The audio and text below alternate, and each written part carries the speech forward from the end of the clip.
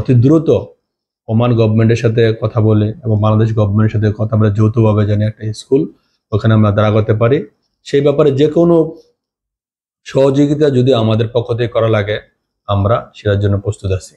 ওমানে বাংলাদেশি মালিকানাধীন Gulf exchange দিচ্ছে সেরা রেট। দেশে প্রিয়জনের কাছে টাকা পাঠাতে আজই যোগাযোগ করুন আপনার নিকটস্থ গালফ এক্সচেঞ্জে। গালফ এক্সচেঞ্জ, বাংলাদেশিদের প্রিয় এক্সচেঞ্জ।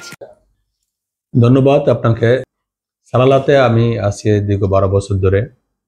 সালালাতে এই পর্যন্ত যতবারই কোনো অ্যাম্বাসেডার বা কোনো এমবেসি প্রতিনিধি গেছে প্রত্যেকের সাথেই আমার ব্যক্তিগত হোক আর আমাদের সামগ্রিক সালালার যে সোশ্যাল কমিটি আছে তারা মিলে আমরা মিটিং করেছি, একাধিকবার মিটিং করেছি যে সালালার সবচেয়ে বড় সমস্যা হচ্ছে সালালাতে একটা স্কুল নেই বাচ্চাদের। সালালাতে প্রায় 3 লাখ বাংলাদেশি লোকের বসবাস, যেখানে শিক্ষিত, অর্ধশিক্ষিত এবং ডাক্তার, ইঞ্জিনিয়ার সবাই মিলে আছে। যারা অর্ধশিক্ষিত তাদের ফ্যামিলির বাচ্চাদেরকে পড়ানো খুবই সমস্যা হয়ে যাচ্ছে, তারা স্কুলে ভর্তি করাতে পারতেছে না, তারা ওয়ার্কশপে কাজ করে।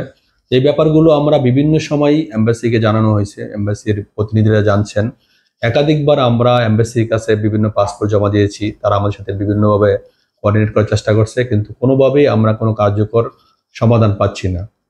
লাস্ট যে আমাদের এখন বর্তমান অ্যাম্বাসেডার আছেন ওনার সাথেও আমার মিটিং হয়েছে, উনিও আমরা এই ব্যাপারটা বলেছিলাম।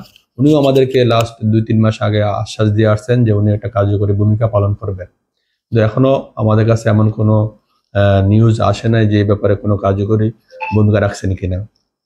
যেখানে আপনার ইন্ডিয়ান স্কুল, যেখানে ছোট 10-12টা ফ্যামিলি, সেখানেও ইন্ডিয়ান স্কুল আছে, কিন্তু সালালা একটা বৃহৎ সিটি যেখানে প্রায় 3 লক্ষ বাংলাদেশি লোকের বসবাস এবং মোর দেন আপনার কয়েক হাজার ফ্যামিলি যেখানে বসবাস, সেখানে বাংলাদেশ এমবেসি অথবা বাংলাদেশ সরকার এই ব্যাপারটাকে গুরুত্ব দিচ্ছে না।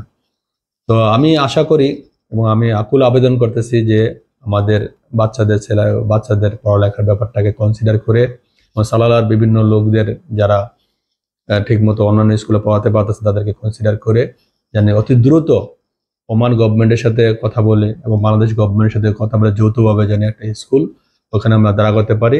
সেই ব্যাপারে যে কোনো সহযোগিতা যদি আমাদের পক্ষ থেকে করা লাগে আমরা সেটার জন্য প্রস্তুত আছি।